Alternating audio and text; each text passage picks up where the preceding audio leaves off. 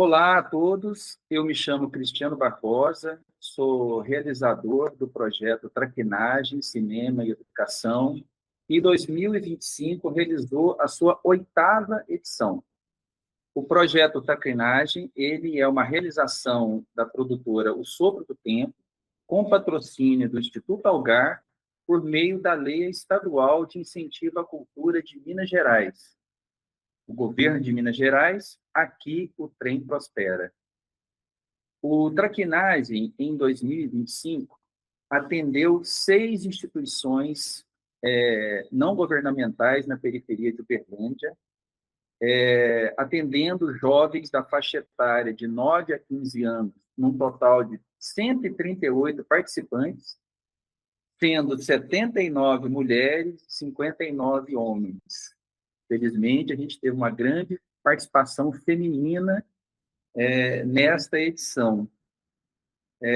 Foram 14 filmes produzidos de curta-metragem, filmes que trabalham temáticas muito relevantes a essa juventude, como o racismo, o combate ao racismo, a valorização da mulher e questões relacionadas ao meio ambiente, num contexto hoje que a gente vive de mudanças climáticas, de acirramento dos conflitos, de crescimento econômico e preservação do meio ambiente.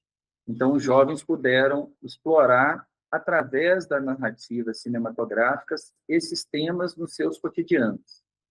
O projeto também realizou 6 sessões de exibições, sendo 2 nas instituições e em 4 escolas públicas municipais de Uberlândia. Foram 2.700 espectadores que puderam prestigiar o trabalho desses jovens cineastas, como também a exibição de 2 curtas de ficção realizados por cineastas mineiros.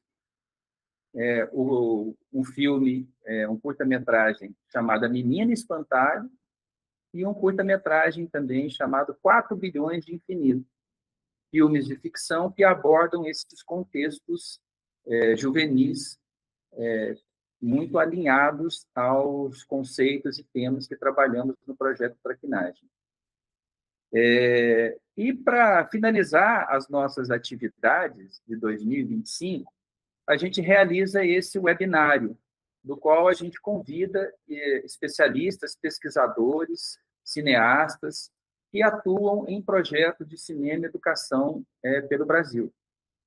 E nós temos a grande alegria de chamar novamente para participar da Traquinagem a professora e cineasta Clarice Alvarenga, da Faculdade de Educação da Universidade Federal de Minas Gerais, a UFMG. Em 2019, ela participou do Traquinagem presencialmente aqui em Uberlândia, numa mostra de cinema e educação, em que ela trouxe um documentário realizado por ela, chamado O de Casa, um documentário, um longa-metragem de 70 minutos, e a gente pôde estar aqui com ela e debater com ela a produção cinematográfica dela, a importância do cinema e da educação. Então, é com muita alegria que a gente, de novo, convida a Clarice Alvarenga para estar aqui conosco nesse webinário, para ela atualizar a gente, o que ela está fazendo, como é que está o trabalho dela, de cineasta, de pesquisadora, de professora. E eu queria, primeiramente, Clarice, que você se apresentasse, dissesse para o nosso público quem você é, o que você está fazendo, e queria que você dissesse também como que o cinema surgiu na sua vida. É uma alegria grande estar aqui com vocês de novo, né? Participando desse evento tão bacana, né? O Cristiano já esteve conosco também com o grupo do Traquinagem lá na Cineop, né? A Mostra de Cinema de Ouro Preto. Foi muito bacana receber essas crianças lá, né? Marcaram presença, exibiram seus filmes, foi muito bacana. E eu sou professora, né, da Universidade Federal de Minas Gerais, a UFMG, e eu trabalho com cinema no campo da educação. Então, eu atuo na Faculdade de Educação ensinando cinema, né? Atualmente ensinando cinema principalmente para povos indígenas, que são estudantes da UFMG. A gente tem um curso para estudantes indígenas, temos cerca de 200 alunos indígenas, né? E temos também um curso para estudantes do campo, mais ou menos do mesmo tamanho, com a mesma dimensão. E então eu atuo nesses dois cursos, ensinando cinema para esses grupos, né, que são grupos que vêm, né, de seus territórios, de suas aldeias, com questões específicas, né, da vida nesses lugares, e a produção audiovisual ela acaba dialogando muito com esses espaços e com esses tempos, né, e com essas pessoas que vivem nos territórios dos estudantes. Eu também sou realizadora, né? E eu acho que isso é uma coisa também importante da gente pensar, né? Assim, que é uma forma de lidar com o cinema, né? Assim, não é uma maneira de ensinar o cinema só, né, a técnica do cinema ou a história do cinema, né? Mas é uma forma de compartilhar também, né, com os estudantes, a partir dessa situação do ensino, a experiência da criação audiovisual, né? Que é muito cara para mim e que eu, né, acabo transferindo também, né, transmitindo também para os meus alunos, né, esse gosto pelo cinema, essa relação com as imagens, né. A gente tem um espaço aqui na UFMG que se chama Casa de Cinema, né, que é um espaço voltado para produção de filmes e exibição de filmes, e é também um espaço voltado para oficinas e cursos de cinema, e é nesse espaço que eu dou aula, né. Então, a gente tem a oportunidade de assistir muitos filmes juntos, de compartilhar os processos de criação dos filmes que tanto eu faço quanto outros cineastas fazem, os estudantes fazem, né? E, enfim, né? É um lugar em que a gente pode viver essa experiência do cinema na complexidade que ela tem, na diversidade que ela também permite experimentar.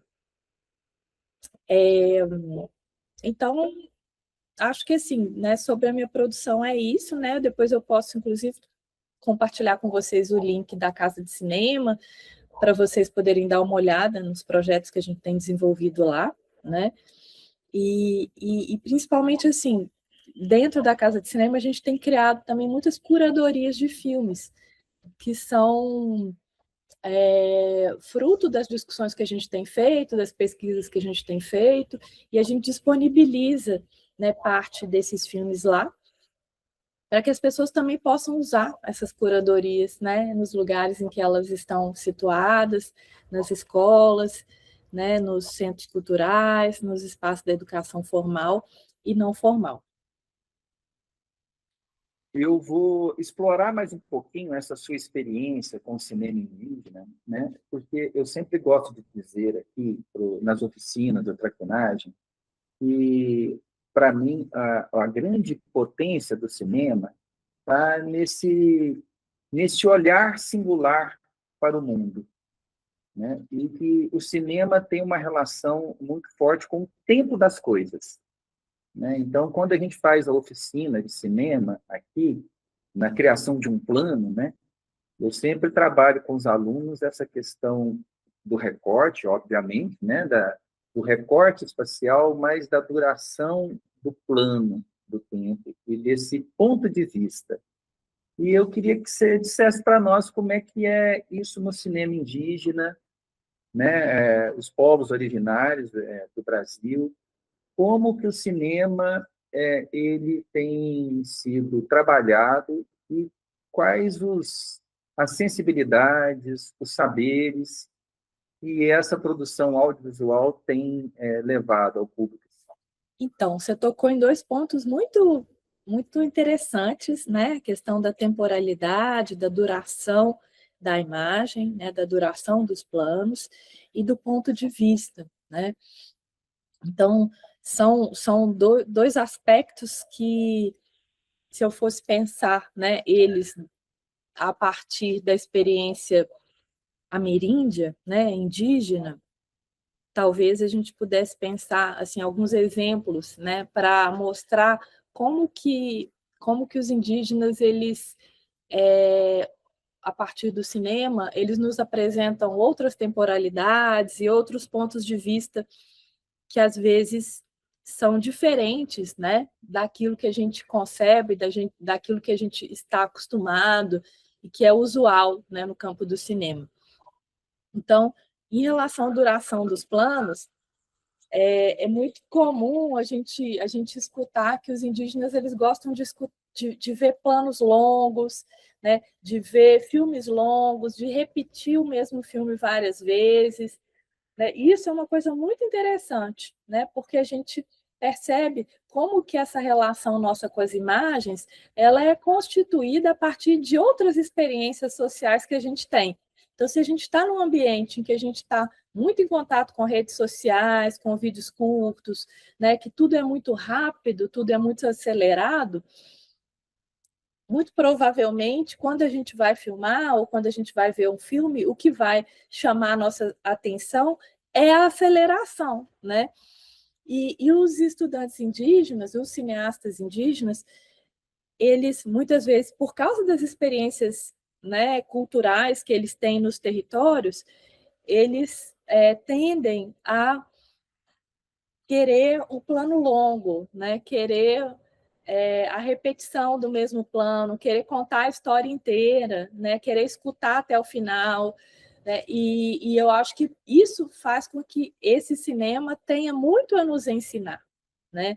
Porque uma das questões centrais, né, para o cinema, quando ele entra no ambiente da educação, é exatamente essa possibilidade da gente transformar o nosso olhar, né? Da gente olhar de um jeito diferente, da gente, no caso da questão da duração, da gente conseguir fazer com que o nosso olhar demore, né, num certo lugar, para que a gente possa ver outras coisas, né, a partir dessa demora. A questão do ponto de vista também é uma questão super interessante, e um exemplo, né, que eu posso dar um exemplo mais específico, com os Guarani, principalmente os Imbiá-Guarani do sul do Brasil, que estiveram, né, lá na Casa de Cinema comigo, a Patrícia Ferreira, o Aldo Quarai, que inclusive faleceu no início do ano passado, eles me relataram que quando eles começaram a usar a câmera de vídeo, eles transformaram a câmera numa pessoa Guarani, né? Então, era como se a câmera fosse um ponto de vista de uma pessoa Guarani, né? Nos rituais, para que a câmera pudesse participar dos rituais, participar da vida cotidiana ali dentro da aldeia, ela foi transformada por eles numa pessoa com um ponto de vista próprio, né? Então, isso é muito interessante para a gente pensar também a questão da perspectiva, do ponto de vista, né? Que nas culturas ameríndias, o ponto de vista é algo muito importante, né? É algo muito importante, porque os olhares eles são sempre situados, né? Então, o olhar do humano, o olhar da floresta, o olhar do animal, o olhar dos mais que humanos, né? E esses olhares eles estão sempre em diálogo, né? Sempre se relacionando. Então, acho que eles também têm muito a nos ensinar, né? Porque a gente, em geral, quando a gente pensa a questão do ponto de vista, a gente pensa sempre no ponto de vista universal, como se fosse uma pessoa que a câmera não fosse uma pessoa, né? Mas fosse uma visão que desse conta de apanhar tudo que está acontecendo num certo lugar, né? E aí os indígenas nos ensinam a ver do ponto de vista situado, né? Isso eu acho que é também um grande aprendizado, né, que o cinema indígena nos traz. Eu sempre gosto de provocar os alunos nas oficinas de cinema, e a gente, em geral, a gente vê o mundo basicamente de três formas: sentado, em pé e deitado. né? Então, em geral, as escolhas que eles fazem estão sempre relacionadas a esse ponto esse olhar costumeiro da vida. E a gente sempre gosta de perguntar para eles, então como, sei lá, um cachorro veria a instituição, a escola? Como a formiga veria? Justamente para deslocar esse olhar, né? Para ver que outros sentidos os espaços tomam a partir de olhares diferentes, né? Modos de ver diferentes, um lugar que costumeiramente você está habituado a frequentar. E a gente tem uma resposta muito bacana, muito surpreendente desses jovens mesmo. E diante desse acúmulo mesmo de experiência que você tem com os indígenas, vocês também fazem oficinas para professores, educadores, utilizando essa experiência dos indígenas para também sensibilizar, instrumentalizar educadores para lidar com a linguagem audiovisual nessa perspectiva também? Sim, a gente costuma, né, fazer esses deslocamentos, né, entre os ambientes das aldeias e também as escolas da cidade, né, as escolas urbanas, porque o que os indígenas nos ensinam, né, é passível da gente dialogar, né, com essas imagens e repensar a maneira como a gente pensa de uma maneira universal, de uma maneira única, né, nas escolas. Então, eu acho que assim é muito importante a gente poder exibir esses filmes em outros contextos que não só os contextos indígenas, né? Então, isso já é uma coisa interessante, porque a gente tem pouco acesso a informações sobre as populações originárias, né? Sobre a história do Brasil, do ponto de vista indígena. Então, esses filmes eles nos permitem, né, acessar essas narrativas e essas formas de vida, né, contemporaneamente, e ao mesmo tempo também são, são formas de como a gente estava dizendo, né, assim, são pontos de vista diferentes, né, que fazem com que a gente também altere a maneira como a gente olha para a nossa própria realidade e para a realidade deles, né? Então, esse movimento eu acho sempre bem importante, né, de fazer, né? O cinema indígena ele não é só para os indígenas, né? Ele é também para os não indígenas, né? Os não indígenas também podem aprender e também podem entender que o Brasil é composto por muitas culturas, por muitos povos e por muitas formas de ver, por muitas concepções diferentes de imagem, né? Então é toda uma riqueza e uma complexidade, né, que é muito importante a gente trazer isso para a educação também. Né? É muito importante a gente não restringir isso, né, aos povos indígenas, mas fazer com que essas questões que eles trazem com os filmes, elas também apareçam, né, em outros espaços, elas dialoguem com pessoas que estão situadas em outros lugares sociais, né, na sociedade não indígena. Eu tinha deixado para te fazer essa pergunta mais para o final, mas como a gente está num fluxo aqui muito interessante aqui de relato de experiências práticas, assim, de fato, a juventude que eu trabalho no traquinagem, ela está muito absorvida mesmo nessa linguagem das redes sociais. Sobretudo nesses vídeos muito curtos, a lá TikTok e tal, percebo claramente a ansiedade deles no processo de criação da imagem e de querer, de fato, resolver a partir desse parâmetro, né? Então, é sempre importante assim, destacar isso, né? Que quando você coloca eles num outro movimento, você abre a oportunidade de uma nova sensibilidade sobre si e sobre as relações ali do ordinário deles.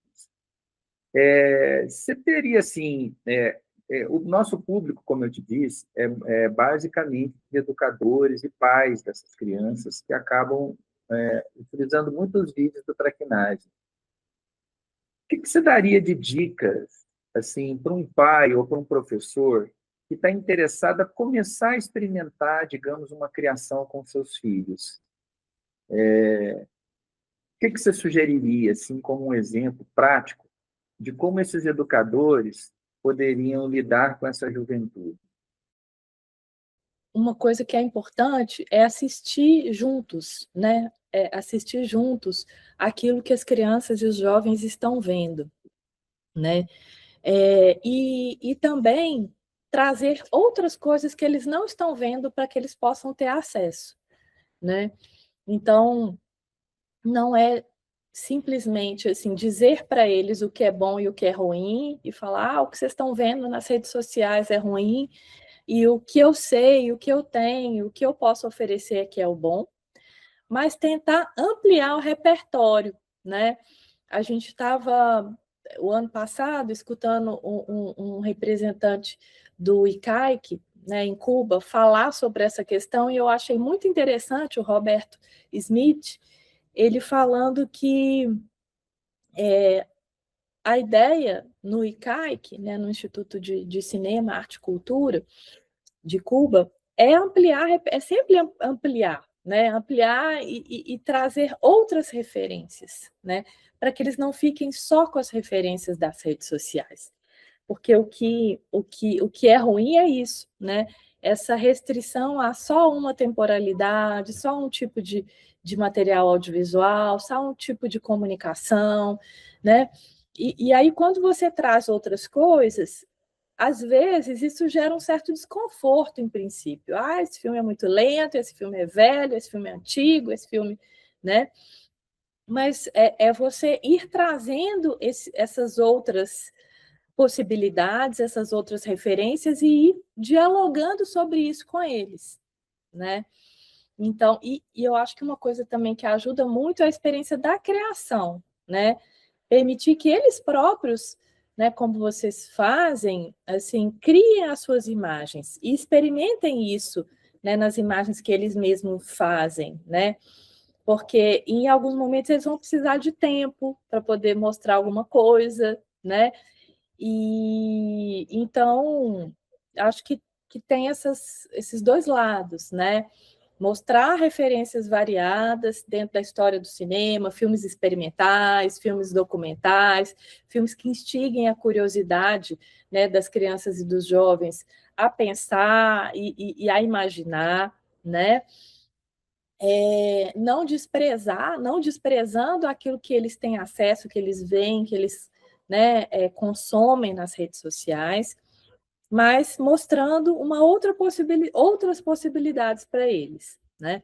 E entender que eles próprios são também realizadores, que eles também podem criar suas próprias imagens, né? Então, acho que talvez assim essas duas dimensões elas são bem importantes, né? Porque aí quando eles vão criar as imagens deles, nunca é uma coisa assim, faça um vídeo do jeito que você quiser, né? Mas ir colocando situações que façam para eles, né, restrições. Então, vamos fazer um vídeo que você escute o som de alguma coisa, né? Então, aí você já vai propondo uma outra temporalidade para eles, né? E fazendo com que eles entrem numa outra lógica diferente, né, dessa lógica muito acelerada das redes sociais. Então, principalmente isso, né? Valorizando dispositivos de criação que sejam voltados para a demora, para uma atenção mais direcionada, né? Para investigação, para busca, para pesquisa, né? Para experimentação de outros pontos de vista, né? De outros lugares, para a relação com outros seres, né? Assim, humanos, mais que humanos, né? Então, assim, isso tudo constituem experiências muito importantes contemporaneamente, né? Para crianças e jovens, principalmente. Então, as dicas que eu poderia dar seriam essas.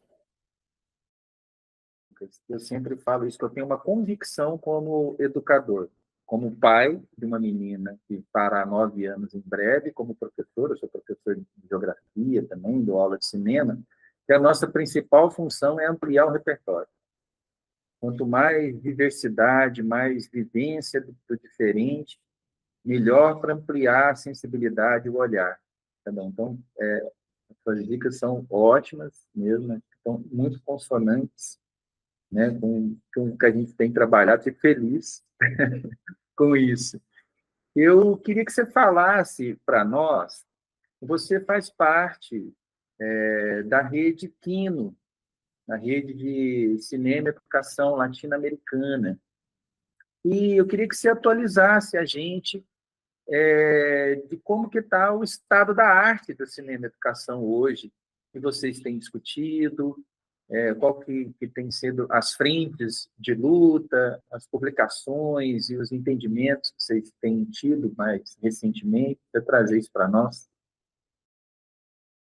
Então, a gente está vivendo um momento bem especial, né, na relação do cinema com a educação, no sentido de que, tecnicamente, a gente tem condições, né, de ter o cinema presente na escola com uma frequência maior, né? A gente percebe que, assim, as crianças aprendem vendo vídeos, né? Isso já faz parte da cultura, né? Jovem, cultura infantil, né? E os professores também usam muito, né, o cinema e o audiovisual nas suas aulas, e cada vez mais. Então, assim, eu acho que é um momento muito, muito privilegiado, né, de encontro do cinema com a educação. Por outro lado, a gente tem uma batalha que vem aí, né, desde 2014 até os dias de hoje, para regulamentação da Lei 13.006, que é a lei que determina a exibição de 2 horas de cinema brasileiro na escola, né? A gente tem trabalhado com a gente elaborou em 2024 um Plano Nacional de Cinema na Escola, tendo como referência, né, tendo como marco a Lei 13.006, e desde então a gente tem desenvolvido, né, muitas recomendações para as políticas públicas em cinema e audiovisual na educação, envolvendo isso, assim, como formar acervos, que acervos, como exibir filmes, a importância disso, né? Como formar professores, porque isso também é muito importante. Principalmente assim, as questões que dizem respeito a acervos e curadorias, né? Que filmes mostrar e como formar esses professores, para que esses professores possam se apropriar mais, né, do cinema, entender melhor o que é a linguagem audiovisual e fazer um melhor uso disso, né, em suas aulas, na relação com as crianças e com os adolescentes. Então, a gente tem também uma plataforma, né, que é a Plataforma Brasil, que foi criada recentemente pelo governo e está em vias assim, de ser lançada, que é uma plataforma para disponibilização de filmes, e dentro dessa plataforma tem um espaço só para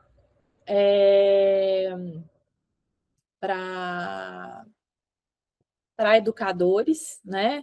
Então, assim, você pode usar a plataforma a partir dos filmes que estão lá, exibindo filmes nas escolas. E assim, essa discussão, então, ela vem né, de 2024, 2025, a gente retomou essa pauta, né, da regulamentação da lei, mas a gente ainda não conseguiu, de fato, aprovar essa regulamentação, né? Então, acho que é um desafio ainda por vir, né? A regulamentação da Lei 13.006 e, de um modo geral, o reconhecimento do cinema na escola como uma prática pedagógica, né?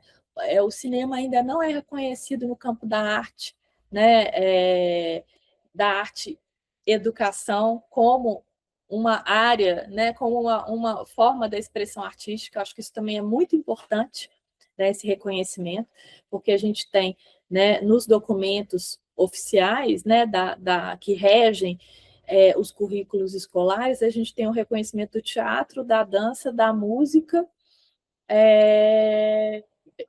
e das artes visuais, né? E não temos o cinema e o audiovisual incluído. Então, isso também é uma pauta, né, assim, que a gente tem discutido muito e que a gente tem lutado muito para poder ter o cinema, né, num lugar que lhe é de direito, que é no campo da arte, né, e o reconhecimento da importância da linguagem audiovisual para os processos de aprendizagem nos dias de hoje, né? Então, a gente considera, né, eu acho que a Rede Quino ela tem feito toda uma movimentação nesse sentido desde antes de 2014, né? 2014, com a Lei 3.006, já foi uma decorrência de uma luta que vinha aí. A Rede Quino foi criada em 2008, né? Então, assim, já tinha o engajamento na relação do cinema com a educação aí, pelo menos desde 2008, assim, mais formalizado, né? E aí, em 2014, veio a Lei 13.006, que gerou, né, todo um ânimo, né, nas pessoas que trabalham com cinema na educação, mas aí depois a gente, né, se deparou com esse desafio da regulamentação da lei, né? Então, a gente tem trabalhado nisso, o Plano Nacional de Cinema na Escola, que foi elaborado, né, dentro do encontro da Rede Quino, com a participação da Adriana Fresquet e minha coordenando, né, os GTs de discussão sobre o plano. A gente conseguiu elaborar esse documento, entregamos esse documento, né, e temos participado de vários fóruns tentando discutir isso, tentando apresentar, né, essas propostas. A gente estava, inclusive, agora em janeiro, lá em Tiradentes, participando do Fórum de Tiradentes, no GT de formação, falando exatamente sobre isso, né? Então, a Rede Quino, ela tem tido uma importância grande nesse debate, né? E também ela tem uma importância muito grande de intercâmbio entre professores, cineastas, né? São pessoas que estão trabalhando com cinema na educação, né? O cinema e educação, em vários espaços diferentes, e que estão se encontrando, né? Estão trabalhando juntos, compartilhando suas pesquisas. Então, espaço, né, de compartilhamento de filmes, de experiências, enfim, de conceitos, de ideias, muito com muita vitalidade, né, que é muito importante dentro do nosso meio. É maravilhoso o trabalho de vocês, né? É uma referência mesmo, porque converge, né, as experiências de realizadores, de pesquisadores, de cineclubistas. Então, é uma plataforma de encontro, né, super importante que a gente está divulgando e das educadoras, dos pais terem acesso a essas reflexões, enfim, a tudo que está sendo produzido e as lutas que estão sendo travadas. A gente falou muito dessa coisa da importância do repertório audiovisual, de ver coisas diferentes, enfim. Eu queria que você nos dissesse, que você nos desse uma dica mesmo de filmes recentes que você viu, de que você recomenda, assim. Tipo, eu gostei muito desse filme, gostaria que vocês assistissem, por quê? Os filmes feitos em escola, sempre são filmes que eu gosto de ver, né? Eu acho que sempre vale a pena mostrar filmes feitos por crianças para crianças, né? Filmes feitos por jovens para jovens, enfim, né? Ter essa troca, né? De igual para igual, né? Porque nesse tipo de experiência a gente percebe o quanto que elas são inspiradoras, elas são boas para que esses espectadores, né, crianças e adolescentes, eles possam eles próprios fazerem seus filmes, né? Então a gente tem uma gama muito grande de filmes, né, feitos por crianças e jovens hoje no Brasil, em escolas e fora de escolas. Eu acho que esses filmes eles são bem interessantes de serem exibidos, né, em escolas. Eu não saberia assim nomear, né, assim um filme ou outro, assim, mas eu acho que é sempre muito legal. Tem, por exemplo, a gente, só para dar um exemplo, né? O Luan, que é uma criança que é cineasta, né? Ele faz parte de um quilombo urbano aqui em Belo Horizonte, que é o Manzo, e ele fez vários filmes, né? Ele tem um canal no YouTube e tal, e esses filmes eu acho super legais, né? De mostrar para crianças e para jovens, porque é o ponto de vista dele, né? De dentro de um quilombo, que é um terreiro também, né? Enfim, e como que ele se relaciona com esse espaço, como ele escuta esse espaço, como que ele vive nesse lugar, né? Então, enfim, ele tem vários filmes que eu acho muito legais. Mas, assim como ele, tem muitas outras crianças, né, e jovens que fazem filmes no Brasil. E eu acho que esses filmes são muito legais de ver também, né? Então, assim, em Campinas, a gente tem um projeto de cinema e educação que está completando 10 anos agora, né, com muitos filmes feitos em escola. Alguns deles, assim, são incríveis, assim, muito legais, né, enfim, todos são muito legais. Mas alguns, né, eu acho que são especiais nesse sentido de encontrarem, né, uma forma da criança se apropriar, né, da câmera, experimentar a câmera e, enfim, mostrar o seu ponto de vista, mostrar uma outra duração, mostrar, né, uma forma de viver, né, com as imagens ali na escola, que é muito interessante. O projeto Vídeo nas Aldeias é um projeto muito longevo, né, que está completando 40 anos esse ano.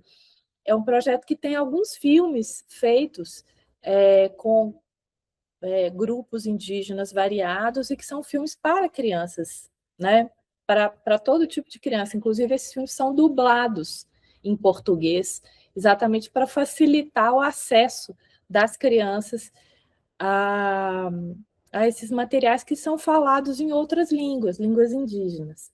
Então, eu acho que também são filmes bem importantes, bem interessantes de serem vistos hoje, né? E eu acho que, assim, talvez eu ficaria nessas sugestões, sabe? Assim, dos filmes do Vídeo nas Aldeias, né? Dos projetos de cinema e educação que a gente tem no Brasil. A gente tem outros, além do projeto de cinema e educação de Campinas, né? A gente tem também o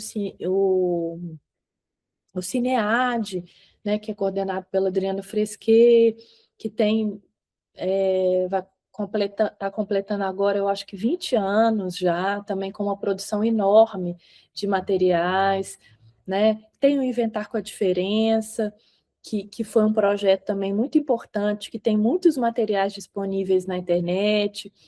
Tem o Semente Cinematográfica, que também produziu muitas coisas muito bacanas, está tudo disponível no YouTube. Então, assim, tem muito material, né? Tem o traquinagem, né?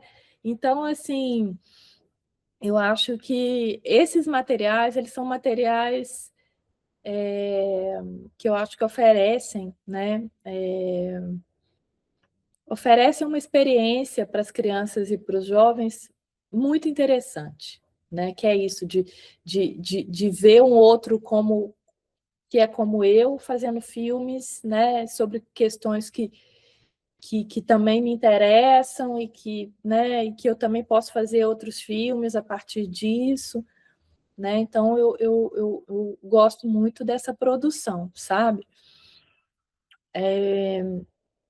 E isso, né? A gente tem muitas plataformas hoje, né, que oferecem filmes assim, tem as plataformas dos projetos, os sites dos projetos, tem mesmo as redes sociais, o YouTube e o Vimeo, onde a gente tem uma produção grande desses projetos, né? E é uma questão da gente, né? A gente quer muito que esses materiais eles se tornem mais acessíveis para todo mundo poder ver, para todo mundo poder, né, ter essa experiência também. Por isso que a gente fala muito da Lei 13.006, da importância, né, dos acervos e das curadorias, para que esses materiais eles não fiquem. Porque às vezes a gente fala assim, está tudo disponível na internet, mas não é tão simples assim, às vezes não é tão fácil você encontrar esses materiais na internet, né? Precisa das curadorias para reunir esses materiais, para a gente poder mostrar com mais facilidade, assistir com mais facilidade, né? Se tornar mais acessível mesmo. Eu queria super te agradecer por você, de novo, estar conosco para esse bate-papo. Parabéns pelo seu trabalho, pela sua atuação como professora, pesquisadora, cineasta, essa militante entusiasta do cinema e da educação. E eu queria que você dissesse mais alguma coisa, reforçasse algo, ou alguma coisa que você pensou em falar, que a gente acabou não tratando. Tipo, microfone aberto, para você dizer o que você quiser, ou fortalecer alguma coisa. Eu queria agradecer a oportunidade, né, de estar aqui com vocês, né, é um diálogo que me interessa muito, é um trabalho que eu também estou sempre acompanhando e gosto muito de ver os filmes que são feitos, né, aí em Uberlândia, e, e talvez, assim, só lembrar a importância dessas experiências, né, das crianças com as imagens, assim, nos dias de hoje, das crianças e dos jovens, né, num momento que a gente tem essa, essa quantidade, né, de imagens que querem acelerar a nossa vida, parece, né, a gente tentar oferecer para as crianças uma outra possibilidade, né? Uma possibilidade de uma relação mais saudável também com as imagens, né? De uma relação de escuta, de uma relação de observação, uma relação mais demorada, né? Uma relação mais cuidada, né? Com mais cuidado com as imagens, né? O que a gente vai ver, o que a gente vai escutar, o que a gente vai falar, né? O que a gente vai criar como imagens e sons, né? Isso tudo a gente precisa de cuidar disso, né? A gente precisa de pensar nisso e cuidar disso, e não simplesmente, né, aderir àquilo que está acontecendo e entrar nesse ritmo, né, frenético das imagens e das redes sociais. Então, eu acredito muito no papel do cinema, né, para que a gente possa, de alguma forma, trazer, né, essa experiência com as imagens para um outro lugar, né, para a gente não ficar só no lugar que a experiência mercadológica nos oferece, mas a gente tentar também experimentar, né, colocar a imagem e encontrar a imagem num outro tipo de experiência, né? Mais uma vez, muito obrigado. Espero que possamos nos encontrar lá no Cineop esse ano, que a gente leve os filmes do Traquinagem para lá. Foi uma experiência muito significativa para os meninos que foram, e que esse ano a gente possa levar outros meninos e meninas. Te agradecer de novo pela sua disponibilidade, por estar aqui compartilhando conosco as suas experiências, a sua sensibilidade. E o projeto Traquinagem continua. Esse ano, 2026, vamos para a nossa 9ª edição, e a gente continua aqui em Uberlândia, Minas Gerais, contribuindo para essa rede de cinema e educação do Brasil e da América Latina, para que ela se fortaleça e que a gente consiga acolher mais pessoas e disseminar essas experiências todas que nós tratamos aqui. Muito obrigado, Clarice. Longa vida, de muita saúde e cinema para você.